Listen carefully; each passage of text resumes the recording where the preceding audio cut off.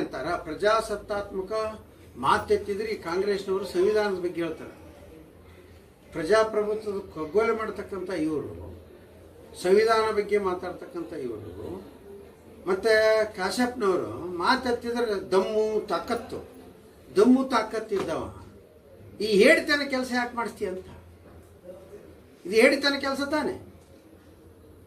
ಮೊನ್ನೆ ನನಗೆ ಅವಾಚ್ಯ ಶಬ್ದಗಳಿಂದ ಮಾತಾಡಿದ್ದಲ್ಲೇ ತಾಲೂಕು KDP ಮೀಟಿಂಗ್ನಲ್ಲಿ ನನಗೆ ಅಜ್ಞಾನಿ ಅಂತ ಹೇಳಿ ಮಾತಾಡುತ್ತೆ. ಆದ್ದರಿಂದ ಅದೇ ಭಾಷೆಯಲ್ಲಿ ಅವಿವೇಕಿ ಶಾಸಕ ಅಂತ ಉತ್ತರ ಕೊಡಿದ್ರೆ ಇವತ್ತು ಕೊಡ್ತೀನಿ.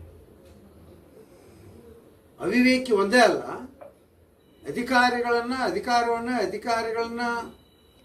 ದುರುಪಯೋಗಪಡಿಸ್ಕೊಂಡು ಇವತ್ತು ಈ ರೀತಿಯ ಮೋಸದಿಂದ ಚುನಾವಣೆ ಮಾಡಿ ಅದನ್ನೇನು ಮಾಡೋರು, ಅವ್ನು ಕಿತ್ಕೊಂಡು ಎಲ್ಲ ಇಟ್ಕೊಂಡವರು ಊಟಕ್ಕೆ ಅಂತೇಳಿ ಎಲ್ಲರನ್ನ ಹೊರಗೆ ಕಳಿಸಿ ಆಮೇಲೆ ಡಬ್ಬೆಗೆ ಹಾಕ್ಬಿಡೋರು. ಅದು ಯಾರಿಗೆ ಗೊತ್ತಾಗಲ್ಲ. ಬರ್ತಾರ, ಒಂದು ಕ್ಯಾಂಡಿಡೇಟ್ ಅಲ್ಲಿ ನಿಂತಿರ್ತಾನೆ, ಸಹಿ ಮಾಡ್ತಾನೆ, ಯಾವ್ದು ಹರಿದೈತಿ ಯಾವ್ದು ಬಿಟ್ಟೈತಿ ಯಾರಿಗೆ ಗೊತ್ತು, ಬುಡಕ್ಕೆ ಹರಿದವ ಇಲ್ಲ ಏನು ಗೊತ್ತು. ಅದು ಅಚಾನಕ್ ಅದು ಸಿಕ್ಕಿದ್ದು.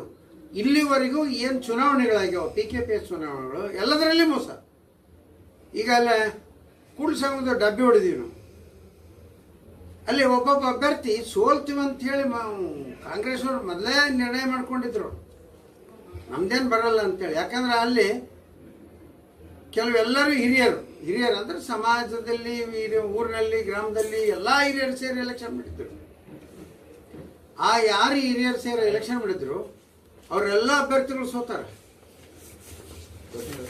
ಹೆಂಗ್ ಸೋತಾರ?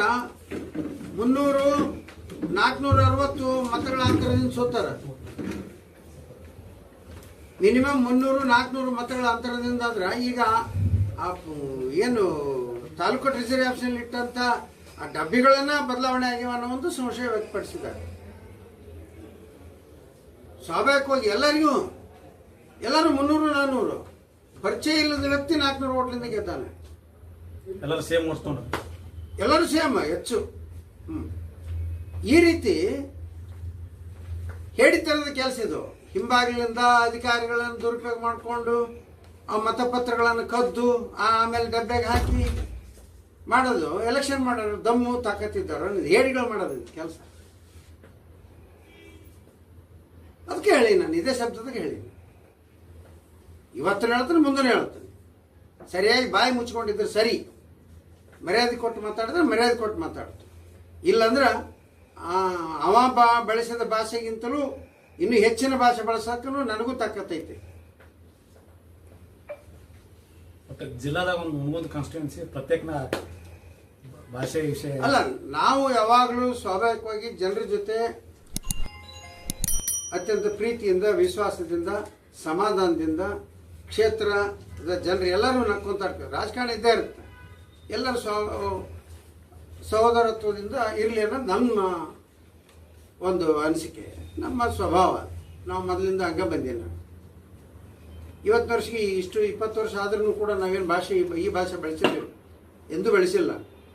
ಮತ್ತು ಅನಿವಾರ್ಯ ಸಂದರ್ಭ ಬಂದಾಗ ಬಳಸಲೇಬೇಕಾಗುತ್ತೆ. ನಾನು ಒಬ್ಬ ಗೌಡನ ಇದ್ದೀನಿ. ಕ್ರೀಡಾಂಗಣ ಮತ್ತು ನೀರಿನ ಟ್ಯಾಂಕ್ ವಿಚಾರ